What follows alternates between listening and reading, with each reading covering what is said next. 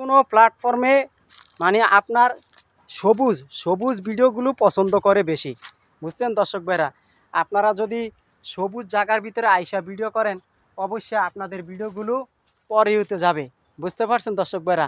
আসলে যেই কোনো প্ল্যাটফর্মের আপনারা ভিডিও বানাবেন সবুজ জায়গার ভিতরে এবং প্রাকৃতিক জায়গার ভিতরে আইসা যদি ভিডিও বানান, তাহলে আপনাদের ভিডিওগুলো নিশ্চিন্ত পরে হতে যাবে এবং দর্শক দেখবে বেশি, বুঝছেন দর্শক ভাইরা। তা আসলে কথাগুলো হয়তো আমার খারাপ লাগতে পারে যে আপনি এই কথাগুলো বলতে আছেন ভাই।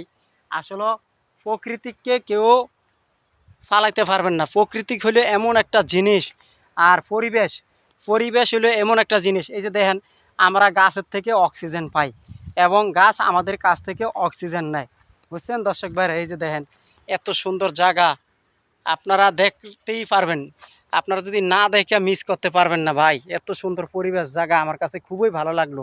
আপনাদের কাছে কীরকম লাগছে একটু কমেন্টে জানাবেন প্রিয় দর্শক ভাইরা।